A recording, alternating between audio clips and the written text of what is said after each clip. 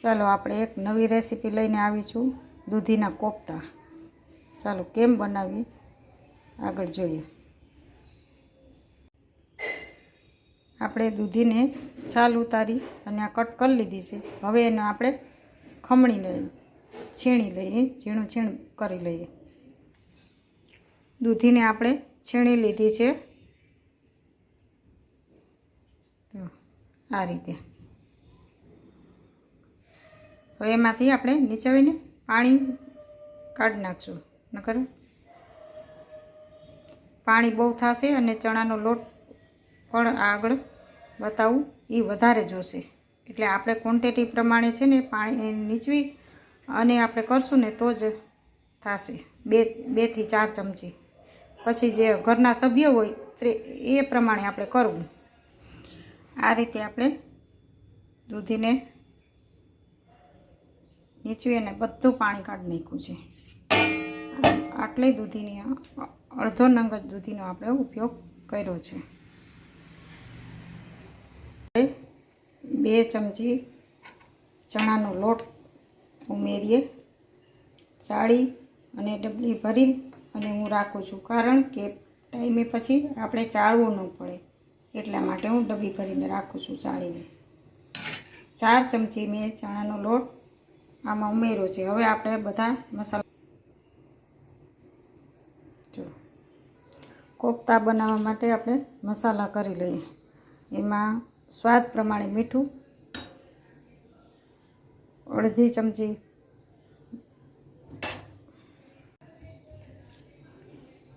સ્વાદ પ્રમાણે મીઠું, જો કે આપણે આગળ થોડું નાખ્યું છે। તો હવે આપણે અડધી ચમચી હળદર લઈ લઈએ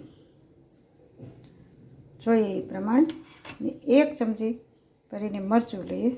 આમાં આપણે ગરમ મસાલો નથી ઉમેરતા, જો તમે ખાતા હોય તો ગરમ મસાલો ઉમેરવાનો, પણ અમે નથી ખાતા એટલે નથી ઉમેર્યો। 1 ચમચી ધાણા જીરું, નાનકડી છે એટલે। હવે આપણે એમાં એક નાનકડું એવું લીંબુ નીચવી દઈએ।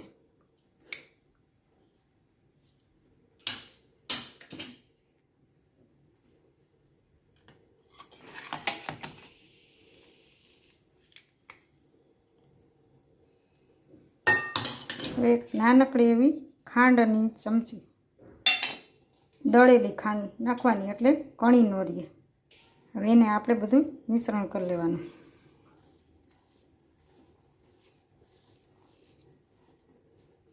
અને એમાં આપણે થોડું લસણ મરચું ઉમેરી દેવાનું। મરચું ઉમેરી અને બધું મિશ્રણ કરી લઈએ। લસણ મરચું અડધી ચમચી જેટલું રાખ્યું છે, આ રીતે બધું મિશ્રણ ભેગું કરી લેવાનું। અને એના આપણે જેમ મેથીના મૂઠિયા વારીએ ને એ જ રીતે આપણે આના મૂઠિયા વારી લેવાના, ગોળ ગોળ વારવાના, ગોટી વારીએ એમ જ, ઊંધિયાની જેમ આપણે ગોટી વારીએ ને એ રીતે આપણે ગોટી વાર લેવાની। હવે આપણે ગોટાનો મસાલો થઈ ગયો તૈયાર। હવે આપણે એને ગોળ વારી લઈએ।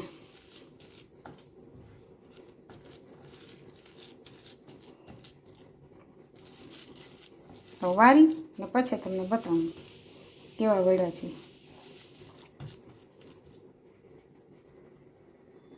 હવે આપણે ગ્રેવી બનાવી લઈએ।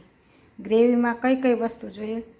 લસણ, મરચું અને આદું, અને આ બધો આખો મસાલો, બાદિયું, લવિંગ, 2-4 તીખા અને થોડા ખસખસ, ને આખી ધાણા ભાજી જે ડાકડાવાળી હોય, 2 ટમેટાં ને 4 નાની ડુંગળી, 4 થી 5 નાની છે એટલે 5 રાખી, નકર 2 પણ થઈ રહી।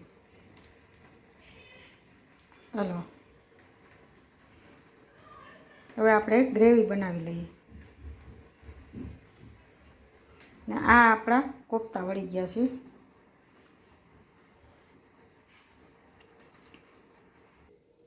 આપણો ગ્રેવીનો મસાલો કમ્પ્લીટ તૈયાર થઈ ગયો છે। હવે આપણે એને ગ્રેવીનો વઘાર કરી લઈએ। મૂકી દીધું છે અને હવે આપણે એને કોફતાને તળી લઈએ. તેલ થઈ જાય એટલે આપણે કોફતા તળી લઈએ. તેલ આવી ગયું છે. હવે આપણે કોફતા તળી લઈએ.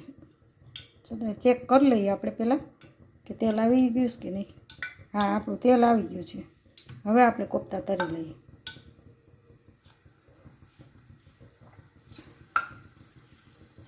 થોડું તેલ મૂક્યું છે એટલે 2 થી 3 મૂકવાના, એનાથી વધારે નહીં. હવે આપણે એને થોડા નીચે ઓલા થાય એટલે આપણે એને થોડા ફેરવી લેવાના, કારણ કે તેલ પછી આપણું બધું દાજ્યું બને નહીં એટલા માટે થઈ અને આપણે થોડું તેલ મૂક્યું છે.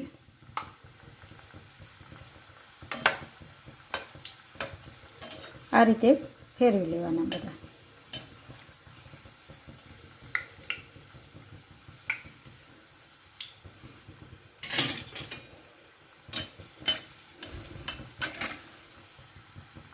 આ કોફતા આપણા તરાઈ ગયા છે અને બીજા આપણે મૂક્યા છે તરવા માટે.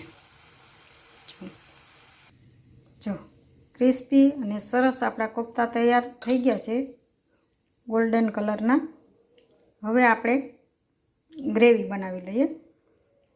તેલ મૂકી દીધું છે.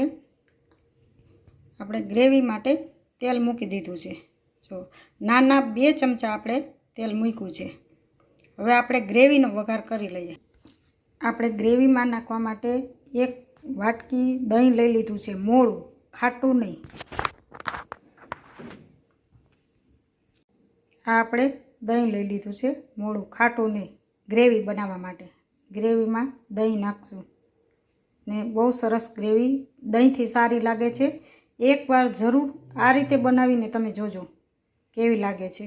ને તમને જો મારી વાનગી સારી લાગતી હોય તો લાઈક કરજો, કોમેન્ટ કરજો અને સબસ્ક્રાઈબ કરજો.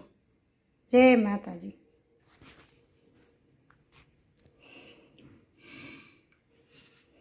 હવે આમાં આપણે અડધી ચમચી જીરું મૂકી દઈએ. જીરું તતડી જાય એટલે એમાં આપણે ગરમ મસાલો મૂકી દઈએ. રાઈ 2 દાણા જ મૂકીએ છીએ. રાઈ આપણે જાજી નથી મૂકતા, જીરું જાજુ મૂકીએ છીએ. હવે એમાં આપણે આખા બધા મસાલા ઉમેરી દઈએ.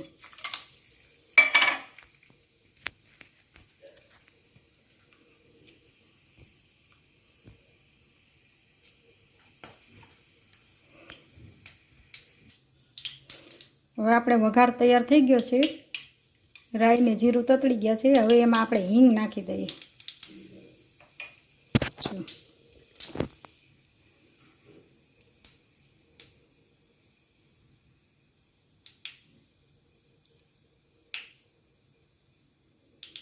હવે એમાં આપણે ડુંગળીની પેસ્ટ છે ઉમેરી દઈએ.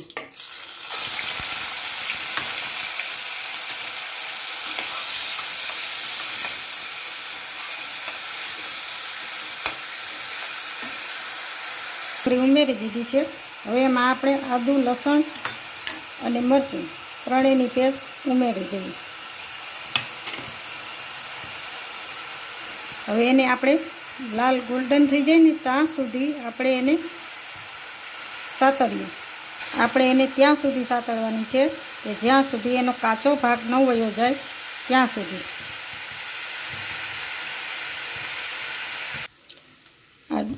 આપણી ડુંગળી સતરાઈ ગઈ છે. હવે એમાં આપણે ટમેટાની પ્યુરી ઉમેરી દઈએ. ટમેટા, ધાણા ભાજી અને સરસ બેયને હારે મેં ક્રશ કર્યા હતા. હવે એને આપણે કરી દઈએ. જ્યાં સુધી તેલ છૂટું ન પડે ને ત્યાં સુધી આપણે એને સાતરવાની છે. હવે એમાં આપણે બધા કોરા મસાલા ઉમેરી દઈએ. અડધી ચમચી લાલ મરચું,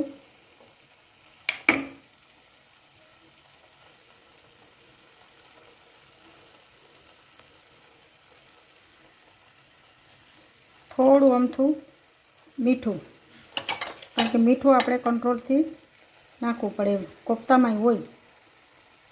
હવે આપણે થોડી ચપટી એવી હળદર અને અડધી ચમચી ધાણા જીરું હવે આપણે ગ્રેવીને તેલ છૂટું ન પડે ત્યાં સુધી આપણે ગ્રેવીને હલાવવાની.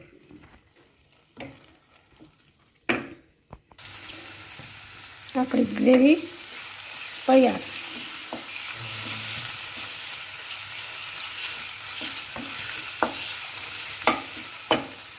આપણે દહીં ઉમેરી દઈએ.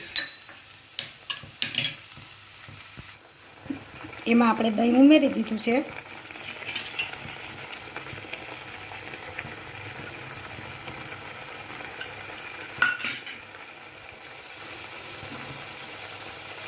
એમાં સતત આપણે હલાવવાનું કે દહીં ફાટે નહીં, એક જ દિશામાં. તમને કીધું હતું કે આપણે દૂધીનો જે આપણે નીચવીને પાણી કાઢ્યું છે એનો શું ઉપયોગ કરશું ને એ હું તમને કહીશ. એટલે એનું પાણી આપણે આ ગ્રેવીમાં ઉમેરી દેવાનું છે.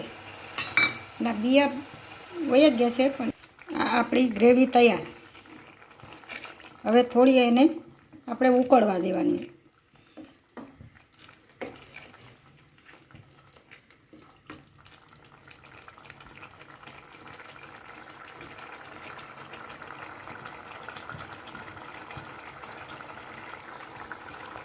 હવે આપણે એમાં કોફતા ઉમેરી દઈએ.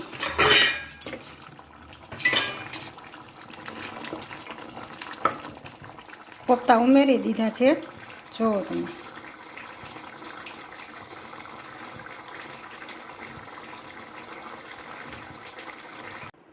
આપણું દૂધીના કોફતાનું શાક, જેને દૂધી પણ ના ભાવતી હોય ને એ આ રીતે બનાવો ને એટલે ભાવશે બધાને.